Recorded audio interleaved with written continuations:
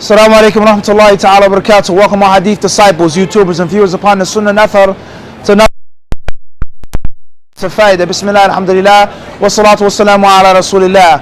And of course, this episode is a bit different. It's a bit unique. It's a bit special.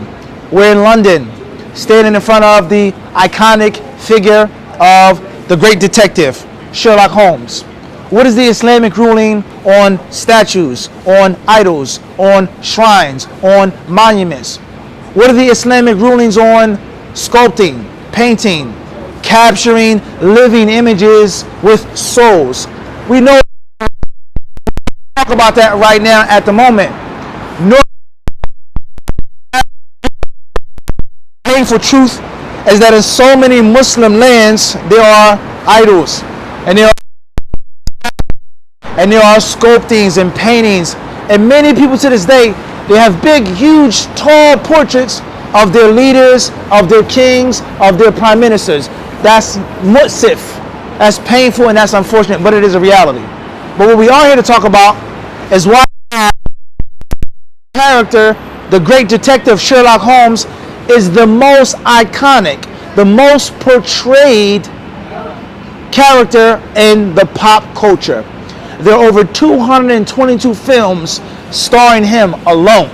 And there's only one other figure, one other fictional character that has been featured in more films, who is Count Dracula, 239 films. And of course, some people say he's a fictional character, and some people say that he was an actual character, Vlad the Impaler. And there is a connection to the Islamic history with him as well, which we don't have enough time to discuss. The actual figure of Vlad, who he was, and his connection to the Muslims. What's important is Sherlock Holmes is a fictional character made by an author we all know as Sir Conan Doyle. And he based this character off of a physician, a doctor. Some stories say is that whenever he would see a patient, he would immediately be able to figure out what was wrong just by looking at the patient. In other words, he was talented. He was blessed by Allah to have that third eye, that strong, powerful intuition, let alone the ability to put together pieces of facts and information that most of us ignore to deduce, my dear Watson. So, Sherlock Holmes, extremely important, practical, and to be honest, a sweet benefit from his whole entire theory and career as a detective. And that was, it is a character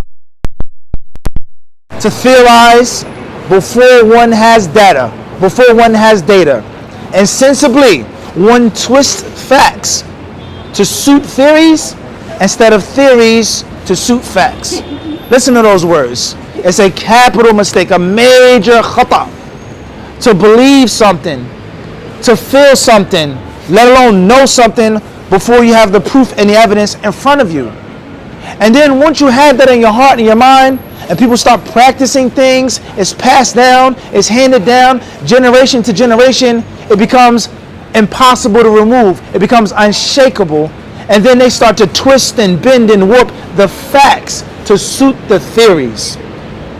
Which is superior? Which is dominant? The theory or the fact? The fact or the theory? This is what we believe here in this country. This is our the fact state. It doesn't matter. Instead of the theory must be or go in accordance with. So just think about it in the life of a Muslim. And that is why some of the ulama of Islam, they would say,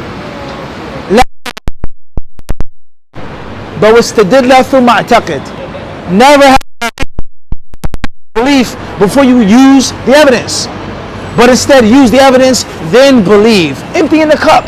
So don't be so quick to jump and to judge and to feel this way and to think this way unless you've thoroughly studied everything, let alone if there's nothing to study. There aren't any facts, no hadith to support that practice, let alone that aqidah.